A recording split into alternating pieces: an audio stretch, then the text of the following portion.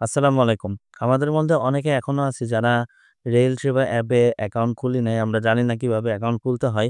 তো আজকের ভিডিওতে আমরা জানবো কিভাবে রেল সেবা অ্যাপে অ্যাকাউন্ট খুলতে হয়। তো বেশি দেরি না করে চলুন শুরু করা যাক। প্রথমে আমাদের ফোন থেকে যাব হচ্ছে রেল সেবা অ্যাপে। যাদের কাছে এই অ্যাপটা নেই তাদের কোনো অসুবিধা নেই। এই অ্যাপ ডাউনলোড করার লিঙ্কটা আমি আমার ডেসক্রিপশন বক্সে দিয়ে দিব। এখন দেখুন নিচের দিকে দেওয়া আছে রেজিস্টার এই অপশনে ক্লিক করতে হবে। আমি করে দিচ্ছি। ক্লিক করার পরে এখানে কিছু ইনফরমেশন দিতে হবে। সেটা হচ্ছে full name, mobile number, NID কার্ডের নাম্বার।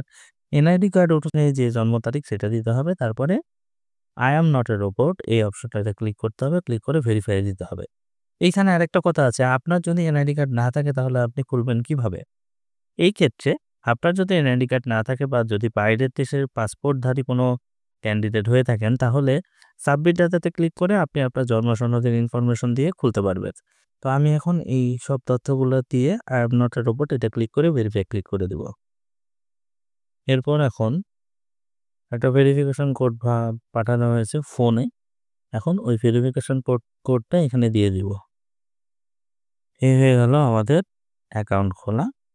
ইনফরমেশন সব এখানে আসবে। আপনার যেগুলো দরকার সেগুলো আপনি ইনফরমেশন করে নেবেন। কিন্তু এখানে একটা কিন্তু আছে। আপনারা সবসময় একটা জিনিস দেখবেন এডিট প্রোফাইলে যাওয়ার পরে অল্টারনেটিভ নাম্বার আছে। এইখানে একটা বিষয় হচ্ছে আপনি অল্টারনেটিভ নাম্বার কিন্তু আগেই দিবেন না। এর কারণ হলো আপনি অল্টারনেটিভ নাম্বার যখন একটা দিবেন তাহলে কিন্তু আপনার ১ম এ যে নাম্বারটা দিয়েছেন ওই নাম্বারে আর কখনোই মেসেজ আসবে না।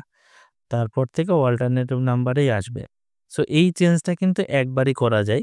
সুতরাং আমি বলব যতক্ষণ পর্যন্ত আপনার সিমটা আপনার কাছে থাকবে, হারায় না যায় বা কোনো একটা অকারেন্স না হয়, ততক্ষণ পর্যন্ত অল্টারনেটিভ নাম্বারে কিছু দিবেন না। আশা করি ভিডিওটা আপনাদের ভালো লেগেছে এবং এই ধরনের ইউনিক ভিডিও পেতে আমাদের সঙ্গেই থাকবেন। আসসালামু আলাইকুম।